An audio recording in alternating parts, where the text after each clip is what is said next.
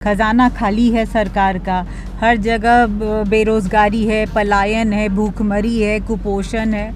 तो अब देखिए ये सरकार कैसे चलती। खजाने किसी को पेंशन नहीं मिल रहा है। पहले ये जो विजय चौधरी जी हैं, जो डेप्यूटी चीफ मिनिस्टर, 70,000 करोड़ जो बिहार के जो सीएजी ने नोट किया है, अनअकाउंटेड है। कहाँ गए 70,000 करोड़? 70,000 करोड़ कहाँ गए बिहार के खजाने से? आखिर किसने लूट मचाई है?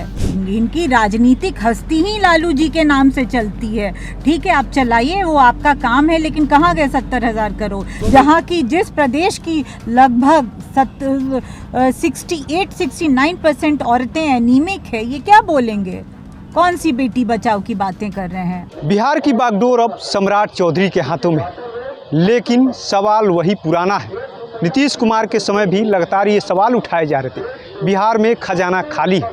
अब सम्राट चौधरी के सरकार में भी खजाना खाली का सवाल विपक्ष लगातार उठा रहा है।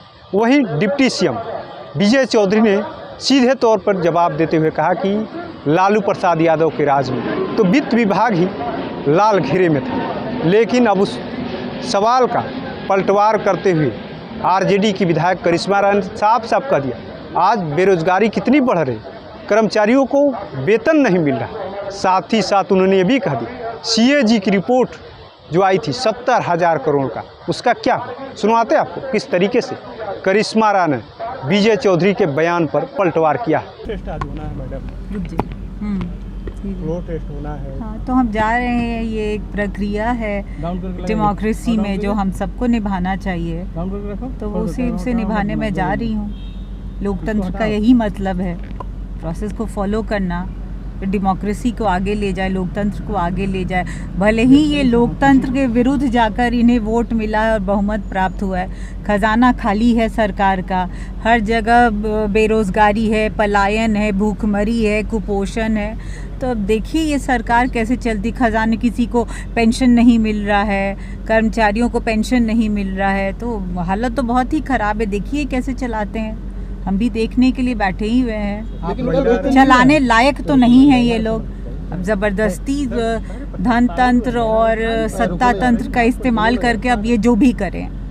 कल उप मुख्यमंत्री विजय कुमार चौधरी ने कहा कि देखिए लालू जी के राज में जो है वित्त विभाग का रेड जोन में आ गया था, और इस बार भाई मुझे ये पूछना है, पहले ये जो विजय चौधरी जी हैं, जो डेप्यूटी चीफ मिनिस्टर, 70,000 करोड़ जो बिहार के जो सीएजी ने नोट किया है, अनअकाउंटेड है। कहाँ गए 70,000 करोड़? 70,000 करोड़ कहाँ गए बिहार के खजाने से? आखिर किसने लूट मचाई है? इनकी राजनीतिक हस्ती ही लालू जी के नाम से चलती है।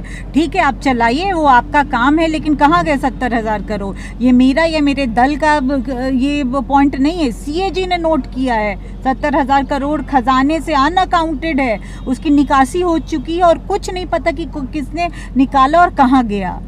तो आप समझ सकते हैं कि किस तरह से धनतंत्र और सत्ता तंत्र का दुरुपयोग करके और आज सत्ता में बैठे हैं वो लोग और बड़ी बड़ी बातें बना रहे हैं। जहाँ की जिस प्रदेश की लगभग 68-69% औरतें एनीमिक है, ये क्या बोलेंगे?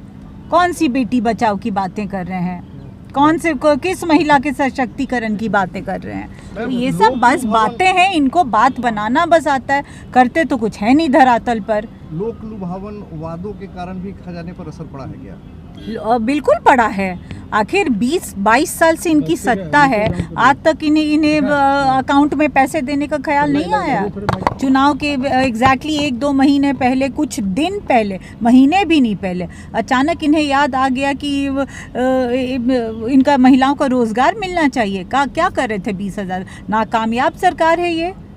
पप्पू यादव जो बयान दे रहे हैं महिलाओं को लेकर, उसको क्या कहेंगे? अब ये उनकी सोच है, ये तो निंदनीय है। ऐसा बिल्कुल नहीं बोलना चाहिए, बिल्कुल नहीं बोलना चाहिए। लगातार बयान के बाद बयान जारी कर रहे हैं बीजेपी के लोग, तो वही बताएंगे कि क्यों ऐसा कर रहे हैं।